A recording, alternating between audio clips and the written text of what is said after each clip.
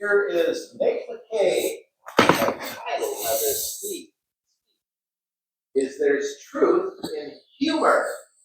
There's truth in humor. Nate McKay.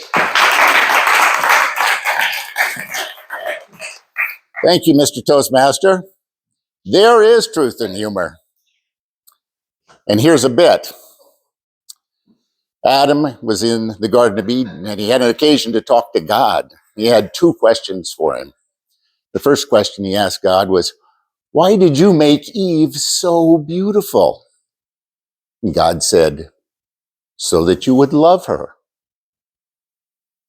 Adam thought for a moment, and then he said, God, why did you make Eve so dumb?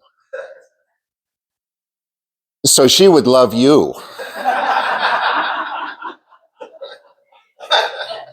Now, if you tell this joke, just be warned, all the women will give you a little icy stares when you get to before the last line. And some will even give you a little stink eye afterwards. But there's so much truth to this joke. I mean, think about it. Women are beautiful, and men are so stuck on beauty that they never even get around to thinking about whether women are smart. I mean, this is just the truth about our world. You would just think about all the effort women put into being beautiful because they want to be beautiful. Why? I don't know. They're already beautiful. They start off beautiful, and I guess they just need to improve themselves. Maybe there's some competition going on. But all those billions of dollars spent on all those things.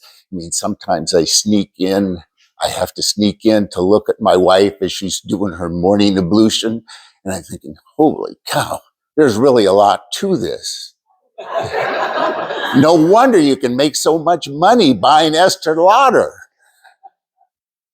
I mean, I realized that I hardly ever look in the mirror in the morning because one day, just for fun, I did look in the mirror and I did not recognize the person that was there. So it probably had been a few years because when I looked in the mirror, there was an old man there and I'm young, I'm young and good looking. And Adam thinks she's dumb because all he cares about is she's beautiful, right? And this reminds me, when you're dead, you don't know you're dead. It's only others that suffer. It's the same if you're stupid.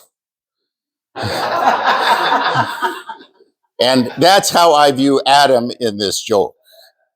He's not really got it going on because men don't really have it going on because they're stuck on something that keeps them from figuring out what is going on.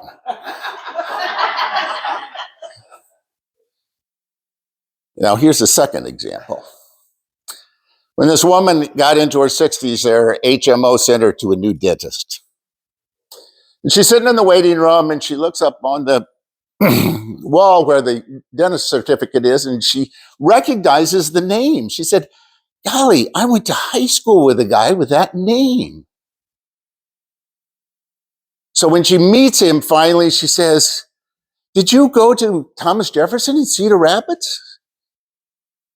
And he says, yes, I'm a Mustang. Huh? And she looks at him and she thinks, golly, he looks kind of old. And she says, I think you were in my class. And he looks at her and he says, well, what did you teach?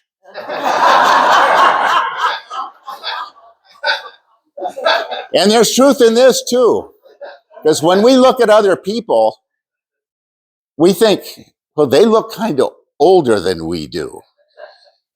I mean, it happens. You look at somebody and you think, oh boy, if he looked in the mirror in the morning, he wouldn't be going out today. Because he looks old, and then you find out they're younger than you are, and then you start to fear what you look like, but it never enters your mind that you look that bad.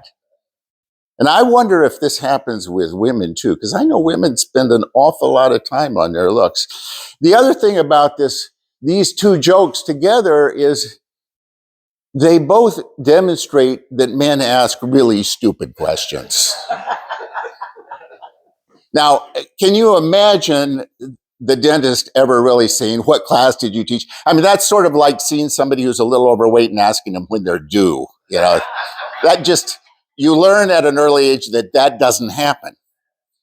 But men fall into this too, especially if you're single and looking for women. You want somebody sort of your own age. And I fell into this when I was single, and I saw this woman that I thought, oh, she's way too young. I mean, there's no way that she would find me appealing because she looked so young. But I was very grateful to find out that she was actually old enough for me, and I courted her, and we have been married for, 15 years. And really, our ages are pretty close. She is only 23 years younger than I am. Mr. Toastmaster.